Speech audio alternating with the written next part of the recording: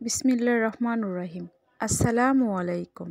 Welcome back to my channel Jemi's cooking and beauty.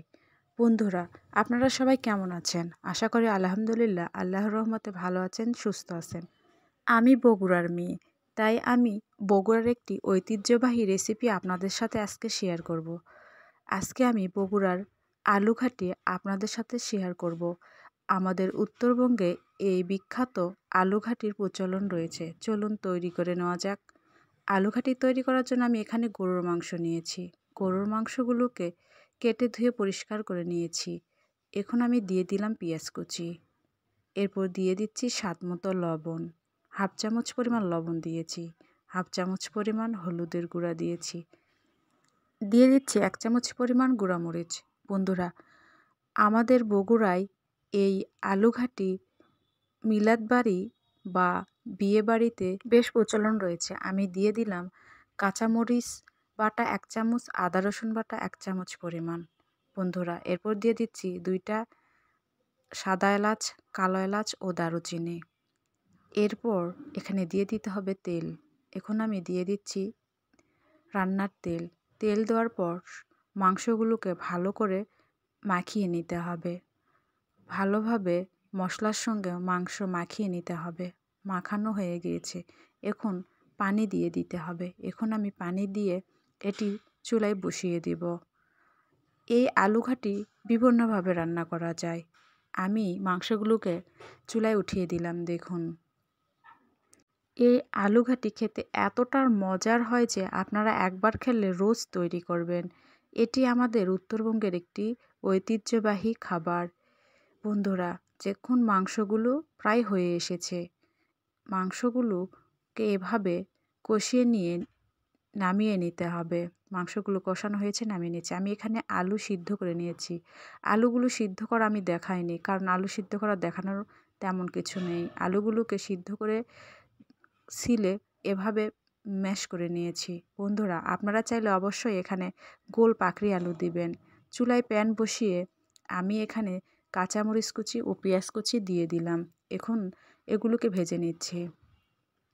আলু ঘাটি বিভিন্ন আলু দিয়ে করা যায়, তবে হাগরাই আলু, গোল পাখরি আলু দিয়ে করলে এর স্বাদটা খেতে দারুণ আসে।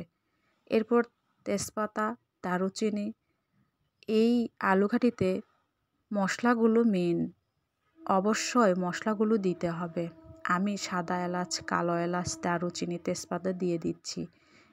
দেওয়ার পরে আমি দিয়ে দিলাম 1 চামচ পরিমাণ জিরা। এগুলোকে ভালো করে ভেজে নিতে হবে।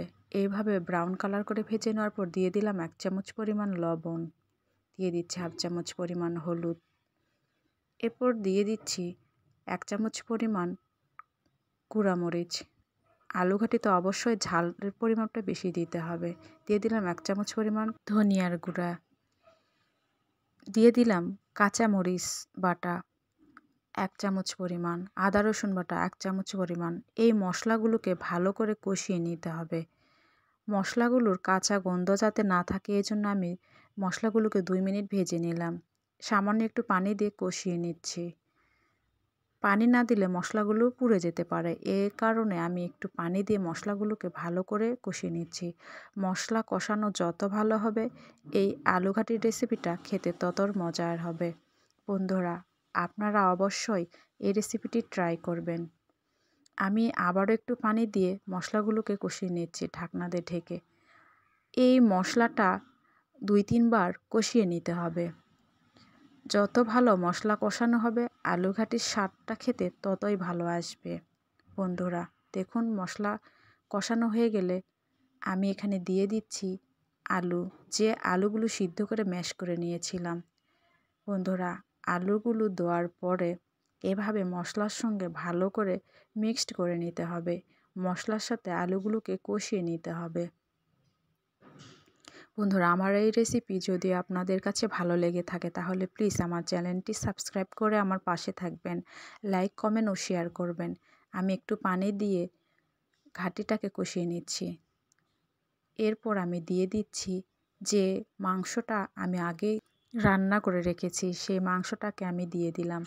মাংস দেওয়ার পর আলু ঘাটির সাথে ভালো করে মিক্সড করে কষিয়ে নিতে হবে। বন্ধুরা, আপনারা অবশ্যই মাংসর পরিমাণটা বেশি দিবেন, তাহলে ঘাটিটি খেতে খুবই মজার হবে। আমি এখন দিয়ে দিচ্ছি জিরা গুঁড়া। অবশ্যই জিরা গুঁড়া দেওয়ার চেষ্টা করবেন। আমার ফ্রাই প্যানে ঘাটির পরিমাপটা বেশি হয়ে গেছে, এই কারণে আমি পরিবর্তন করেছি। চুলা থেকে নামিয়ে পরিবেশন করলাম। দেখুন বন্ধুরা, কেমন হয়েছে আমার এই আলু ঘাটির রেসিপি আপনারা অবশ্যই আমাকে কমেন্ট করে জানাবেন। লাইক, কমেন্ট ও বন্ধুদের সাথে শেয়ার করে পাশে থাকবেন। আজ তাহলে এ পর্যন্ত, আবারও কোনো নতুন রেসিপি নিয়ে আপনাদের সামনে চলে আসব। সবাই ভালো থাকবেন, সুস্থ থাকবেন, আর আমার জন্য দোয়া করবেন। খোদা হাফেজ।